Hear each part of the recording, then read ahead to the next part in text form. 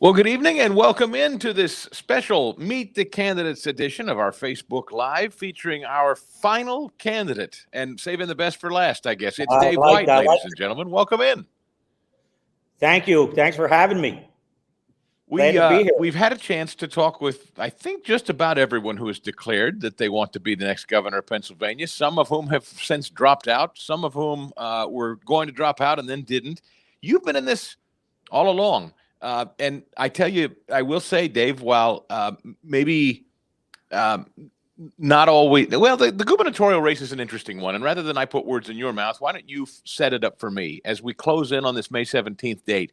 How do you see this field? It's been crowded. It's not as crowded now. You've been consistent throughout. How do you see it? How do you size it up right now? Chris, we feel great about where we are. There's 9 candidates right now. When I announced November 6th, my intention was going to the governor's mansion. And we've got 3 weeks from tomorrow to get through the primary, and we will be in the governor's mansion. We have the story. We have the plans. We know how to transform Pennsylvania. The campaign's going great. We got a lot of energy. It's a sprint from now for the next 3 weeks. But I'm the guy that can do that. And I'm the guy that has the energy to get things accomplished for Pennsylvania. If you have questions for Dave, we've got him for about a half an hour because he's out, understandably, on the campaign trail. Time is precious. So the whole idea of these sessions is if you're watching, please send in your questions. So if you have a question, just type it there right below us in the comments, and I will ask away. Headline today, you'll get it like this. From WHYY here in Philadelphia, amid Trump-initiated turbulence in Pennsylvania governor's race, Dave White makes his move. So that's an interesting headline, a positive headline from WHYY. They sense you coming on now, which I will say that is the impression that I have from some voters that I spent some time with just last week. Do you consider yourself a bit of a dark horse? Chris, we started as the underdog. We started as a blue-collar worker, but I've been the underdog throughout my life. A high school graduate, boat tech student, and a pipe fitter that went out, worked hard his whole life to grow a business into what is now an $85 million a year business. And that's what you can do when you want to work hard. We have the momentum right now. We have the message. We have people coming to our campaign. We're really excited about where we are right now. As you know, in campaigns, it's all about peaking at the right time. We're on our way up, and this is the right time for us to make that break and start sprinting to the finish line. President Trump has not weighed in on this race other than in one very specific way. He very specifically took a shot at one of the candidates in this gubernatorial race and said, don't vote for him. Did that surprise you? Are you looking for him to finally weigh in or no? Hey, I would love to have the president's endorsement. I would love to have the president's confidence. I'd love to have him as president. We have a lot of great things, but I'm just concentrating on getting to the governor's mansion and getting through this next 3 weeks. It's important to stay on track. It's important to keep our message. It's important to get out and meet every voter we can possibly meet and speak to everybody we can talk to. And that's what we're doing. I would love to have his endorsement. If I had the opportunity to get it, I would certainly take it. He's done some great things for the United States, made us energy independent. Boy, do we see how important that is now in these days. And I want to, he put America first, and I want to put Pennsylvania first. I want to tap into our reserves and really expand our energy economy. I want to fix our broken education system. I want to expand our vocational education. It's so important. We need to have those blue-collar workers. I don't know if you saw that report that came out of Bloomberg just this week, but vocational education people come out of those schools as compared to a college degree are now making more than those coming out with a college degree right out of college. It's a great career, a great life. It put me on my path, and I love what I do, and I always will. If you got a question for Dave, please send it right in and let us know what you'd like us to ask, and we will get it asked. Like Maureen here, who wants to know, can you beat Democrats while bringing in independents? You have labor background, I know, and that's been an interesting shift here recently. I think the Donald Trump era has sort of ushered in what has traditionally been seen as a Democratic voter. They have shifted, and they voted for Republicans. Is that your calling card? It is. Maureen, that's a great question. I'm the only candidate that can bring in those Reagan Democrats and those Trump Democrats and the independents, those blue-collar workers. I have the Donald Trump, you're right, Chris, brought 70% of the rank and file union members voted for Donald Trump. I'm now getting the endorsements of the leadership. With that endorsement comes money, comes boots on the grounds, but the most important thing comes votes. And if you have 250,000 private sector building trade members and add their family, you're talking about 500,000 votes or a little better. I'm taking that away from Josh Shapiro. There's a reason Josh Shapiro is running a digital ad against me, the only candidate in the Republican primary who's doing that. It's because Is that right? I'm taking those. Yeah, that's correct. I did not know that. I'm getting into his base. Those blue collar workers are coming to my campaign. I'm really happy about it. And even better, Chris, they're asking their membership to change their registration from Democrat to Republican so you can vote for Dave in the primary. That's how you beat Josh Shapiro. I'll be the candidate that can bring them in November to our party and our campaign. If you have questions for Dave White, keep them coming. We want to ask as many as we can before we hit the 7:30 mark. What do you have to offer to the Pennsylvania constituents that other candidates don't have? What would make you the best person to be governor? Kathy wants to know, Dave. Kathy, it's because I'm like so many people in Pennsylvania. I'm a high school graduate, vote tech student, a pipe fitter that never went to college. College wasn't for me. It's great for some people. But then, Kathy, I went out and I worked hard. I've lived the experience of most of the people of Pennsylvania, a blue-collar worker. And I think it's important that we have a guy like them in the governor's mansion. It's important that I understand what it is to work hard all day. We need that, and I have that experience. If, again, you have a question for Dave, let me know, ask away, and I will get it asked. Just type it there in the comment section. I should also mention, by the way, that audio of all of these conversations is available on our website. Go to 990theanswer.com, and there's a keyword search. You type battleground in the keyword search, and you will hear audio conversations of every conversation we've had with all the candidates. Dave is our final candidate. I'm sure you've heard a lot about election integrity. And if you're the next governor of Pennsylvania, is that, I don't want to put words in your mouth, but I've got to imagine if it's consistent with what everybody else has said, that's the one you hear about more than anything else? Well, it's consistent with what everybody else has said, but there's a couple candidates that actually put us in the position we're in now, that they are running for governor, and they shouldn't be elevated to the governor's mansion when you voted for Act 77. That allowed no excuse mail-in ballots, that allowed the drop boxes. Senator Mastriano and Senator Corman both voted for that. Matter of fact, Senator Corman was the architect of it. We cannot have no excuse mail-in ballots or the drop boxes.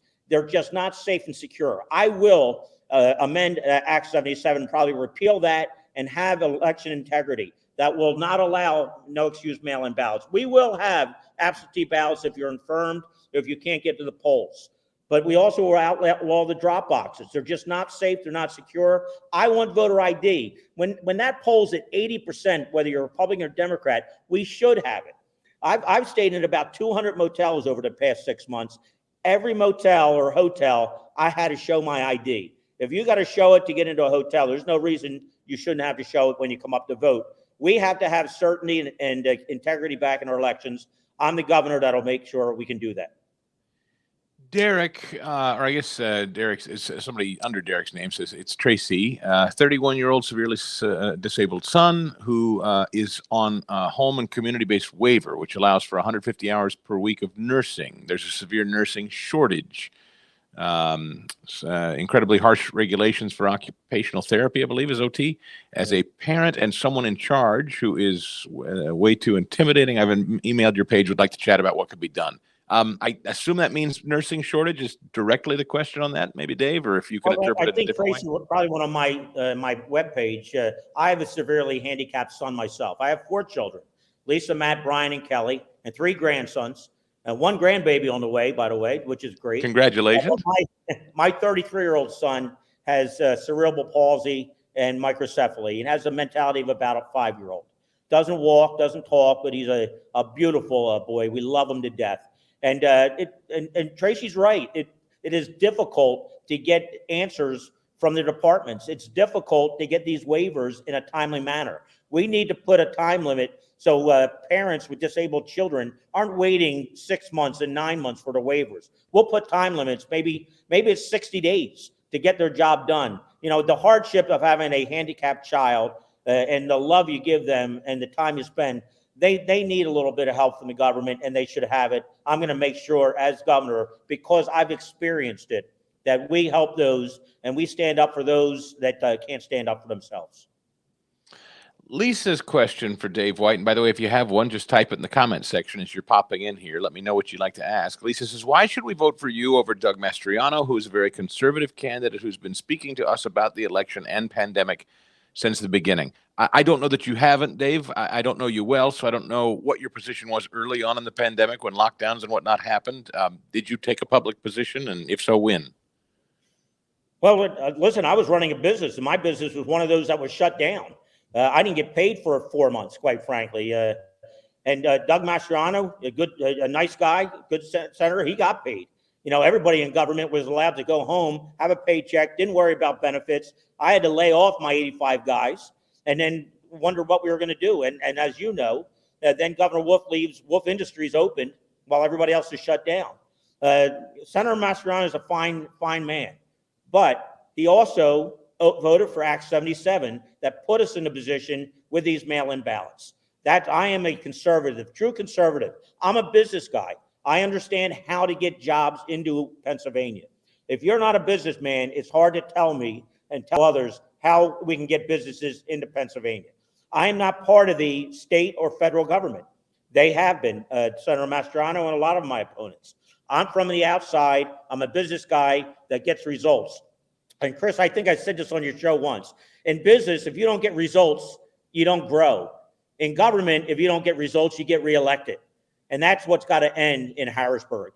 They keep kicking the can down the road. I'm somebody that's going to get the job done. And I think I'm the guy that can beat Josh Shapiro. We have to remember, this is all about November. This is all about expanding our party. This is all about bringing the blue-collar workers, as I said earlier to that last question, expanding our party and expanding our votes so we can beat Josh Shapiro. The primary is just a step. The prize is in November. Do you anticipate, Dave, incidentally, do you anticipate supporting the nominee, whoever it is, if it's not you? Oh, sure. We got to. We all have to come together. And again, we need to beat Josh Shapiro in November. So I've had that comment made by every one of the other candidates, and I've made that multiple times as well. Kelly, and if you have a question for Dave, please type it in the comment section and we will get it asked. We have until 7:30 tonight Eastern time as he hits the campaign trail for Dave White. Kelly wants to know, would you sign a 6-week abortion ban into law? Some of the other candidates are pledging to do so. You mentioning you have a son with special needs. I wonder if that's specifically just the issue of life in general. Does that frame your way of thinking about the issue, Dave? It does, but it framed it because I'm number 9 of 14 kids. Wow. My parents were pro-life, and I'm very grateful because I'm number 9. So, but yeah, I am profoundly pro-life. My son Brian has made even more pro-life. We understand that every child is a gift from God. Every child. You know, when Brian smiles, and I've said this before, you can feel the presence of God. He doesn't talk, as I said, he doesn't walk, but he communicates with us wonderfully. And he's made me a better person. He's made Debbie a better person. That's his mom and dad and his sisters. And we understand life is, and I'd be happy to sign a law. I believe life starts at conception. That's what my belief is, and I'm going to stand with that. Eric says, what would you do about drop boxes as governor? We touched on that a little bit. Do you see drop boxes as being useful at all in elections? No, they're not secure. When you have drop boxes in Lehigh County, for instance, in which there's actual video of people dropping off packets of ballots. You know, I think 500 people roughly went to the drop box, 800 ballots came out of the drop box. That in itself is not voter integrity, and that's actually against the law. When you have a Governor Wolf, who has someone else drop his ballot off at the drop box, that was illegal. You know, it's ballot harvesting, whether it's 2 ballots or 2,200 ballots. I will outlaw drop boxes because we cannot have any security at the drop boxes. And I don't believe they're needed, nor should we have them. I think you said it, but just to clarify, you anticipate as governor you'd sign a repeal of Act 77 altogether? I would. I would. I say this all the time. In 2019, Chris, you may not have liked who was elected. It may not have been who you voted for, but we had confidence that the election was fair and free. We lost that in 2020 with the drop boxes and the no excuse mail-in ballots. We need voter ID. I want to strengthen our election laws. I believe in one vote, one person. And I want to make sure we have that so everybody has the ability to vote. But I want to strengthen those laws so everybody can have confidence in the elections.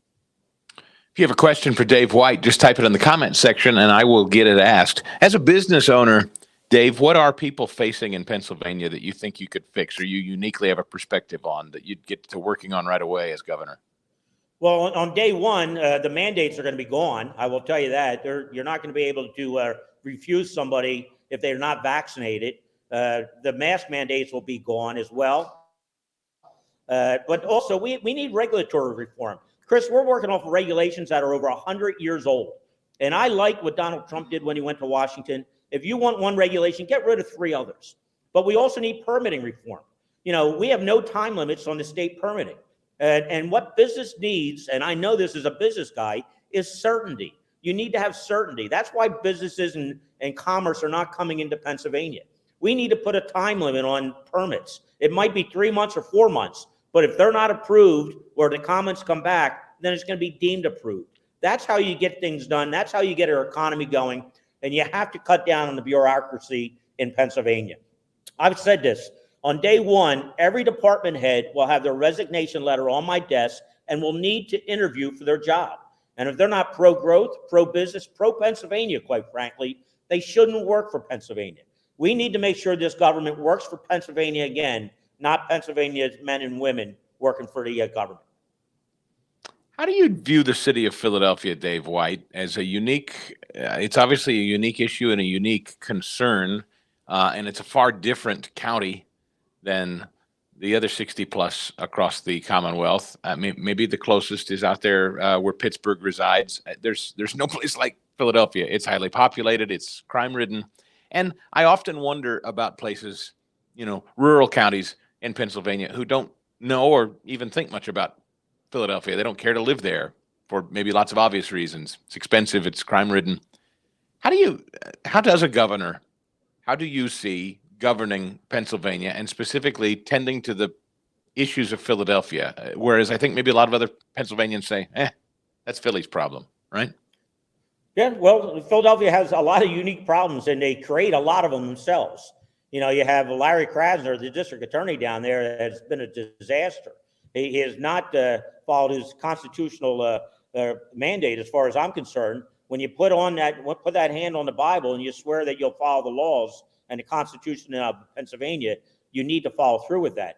I want a special prosecutor law. We had a special prosecutor law that lapsed in 1998. I'd like to re-up that law so I could appoint, if Larry Krasner or any other district attorney refuses to do their job, I will send a special prosecutor down to work with the fine men and women that work for our police departments.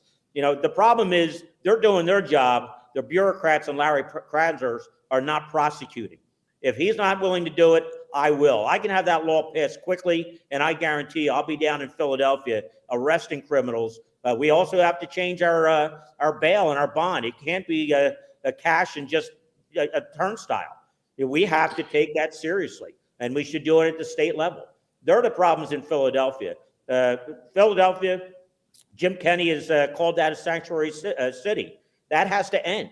He shouldn't get state funding if he's going to claim it's a sanctuary city. They're the kind of things that make their city as more secure. And it's hard to get to the point of job growth and good education if you're afraid to walk down the street from being shot.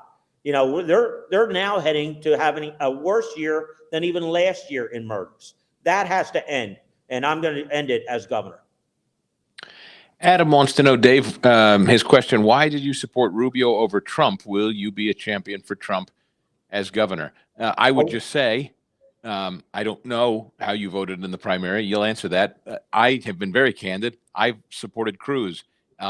In hindsight, I now realize that was a mistake, and I have said so repeatedly. So I personally, if in fact that's true, you voted for Rubio. I get it. I don't think I will say I didn't see Trump as the force for the time that we found ourselves in, and I look back on that and I say, well, I get it. So if in fact that's the position, you voted for Rubio before, maybe you've had the same turn of change of mind. I am a Trump supporter. I like what he did, putting America first. You saw the results of him being president of the United States. The best economy we ever had, wages growing across the board in every sector of the economy. That's what we can do in Pennsylvania. I believe a businessman is needed. And quite frankly, I was up at the polls working for Donald Trump in the general election, as well as the primary of 2020. So you did support him in the primary? I don't think I did at the primary, to be honest with you. I should have. In hindsight, you can see what could have happened. Sure. And it did, and he got through it. But I think he's done a phenomenal job, and I'd love to see him do it again. But have you been a lifelong Republican, Dave, or have you voted Democrat in the past? No, I've been a lifelong Republican since the day I could vote. First election was 1979. Should people running for office that used to be Democrats, should that give people pause, or do you allow for people's minds to evolve and change? Listen, I welcome Democrats into our party. I'm not quite sure they still have the Republican values that we have to be governor and to be the leader of our state. One of my opponents has been a Democrat in the past. He just changed recently, in the past couple of years. I'm not going to say recently. But again, I've been a Republican my whole life. I'm registered Republican. I have Republican values. I believe in a good work ethic. I believe in capitalism. I believe in putting America and Pennsylvania first. And that's what we have to vote on to make sure we have a governor that'll put Pennsylvania first. How would you react if Roe versus Wade were overturned? Peter wants to know. With the United States Supreme Court hearing the Dobbs versus Women's Health Organization earlier this year, they're supposed to rule, we believe, this year and perhaps overturn Roe v. Wade. How would you react? Asks Peter. Well, I'm a pro-life person. As I said, I'm one of 14 children. I have a handicapped son, and I believe life starts at conception. And life is every child is a gift from God. And I believe that.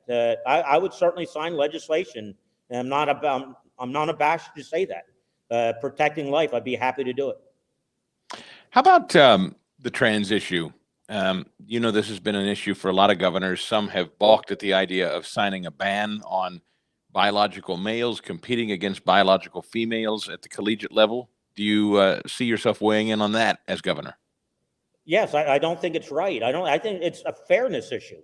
I would have no problem signing a law that would not allow males to participate in females' sports. And what's going to happen when you go out and recruit and you have a basketball team and a women's basketball team in which 3 or 4 of the starters are now males that change to females? It's just not fair. Where's that? Where's the women that are standing up? How's that protecting women's rights and the opportunity for our young daughters to do well in sports and have do well at college and participate? It's just not fair, and I'd be happy to sign it. I just don't think it's right. Patty wants to know if you have a plan for our children's schools and education. I do, Patty, and I thank you for that. Patty, I can tell you on day one, CRT will not be taught in our schools. I also want to put curriculum up online, as well as all the books that our kids are reading, so that parents can take more control of their kids' education. I believe they should have more control. They should understand what is being taught to our children. But Patty, I'm also a school choice advocate. I believe the money should follow the child and allow them to go and get educated where they feel it's their money, and we should be able to do that. But I also want to expand vocational education, Patty. I think that's very important. We need to treat a pipe wrench and a college degree as equal. And I believe they both put you on a great path to success. I grabbed a pipe wrench, Patty, and I've grown an $85 million a year business. Never went to college. And we need to give more opportunities like that to our children. And that's what I believe I will do, expand vocational education as well. The CRT issue and curriculum in general, that seems to be, we learned about the Pennsylvania school. I didn't even know, Dave, until we went through kind of the last couple of years that there was such a thing as a state school board. Every state has its own school board association. They report to the National School Board Association. So there's these levels of bureaucracy. I was always under the naive assumption that school boards answered only to their communities and dealt only with their communities. They seem like they're their own kind of organization, and they're not terribly transparent. We know that the Department of Justice has targeted school boards and school board meetings, parents speaking up. Do you see an issue with school boards and the way school districts are governing themselves? Sure, but I think it's more at the state level than just the local level. But I want transparency in what our school boards are doing and our teachers are doing. We have some fine teachers. Please don't take this. It's more the leadership in the unions that's a problem, and the leadership in the statewide school board. We need to make sure that we're getting our kids taught so they can have a better life. That's the whole idea. We want a better life for our children. And that starts with parents having an opportunity to have more say in their kids' education. That comes with transparency. There's no reason, if anything, nothing else in this state should be transparent, which I think everything should. It should certainly be the education of our children. They're the most precious commodity we have. So I'm going to make sure that we know exactly what's being taught. There's not going to be any hiding of anything. It's going to be a law, and it's going to be mandated to make sure that happens. So, Dave, we're inside of 3 weeks now. What do you need from folks? If they're watching, they're interested, they want to learn more, can they help, volunteer, give money? I'm sure you'd take that if they have it. Listen, I'm looking for volunteers. A lot of people are coming to our campaign. We're real excited. Please sign up to DaveWhiteForGovernor.com. That's DaveWhiteForGovernor.com. Get involved. Come out in the primary, May 17th.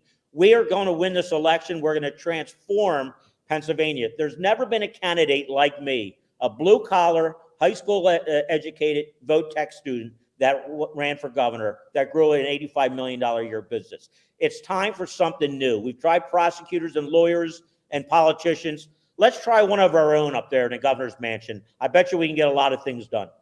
And you don't have any misgivings about going up against a silver-tongued, lawyerly Josh Shapiro in a debate?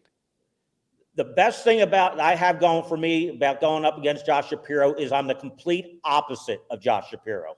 I've been out there working hard my whole life. I'm not someone that has been elected for the past 25 years. He has lived off the people of Pennsylvania. I have given to the people of Pennsylvania by employing them, paying taxes. I am the complete opposite of Josh Shapiro. That's why I can beat Josh Shapiro in November, and I can't wait to get on debate stage with him.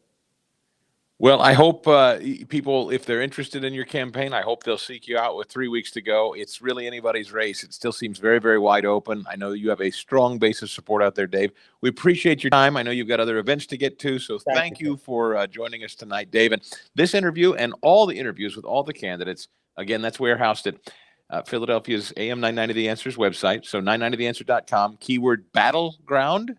Search Battleground on the website, and you'll see all the interviews with all the candidates, including this conversation with Dave White. Dave, good luck to you. Chris, thank you. Have a great night. You do the same, and we'll see you tomorrow morning at 6 a.m. on Philadelphia's AM 990 The Answer. Good night.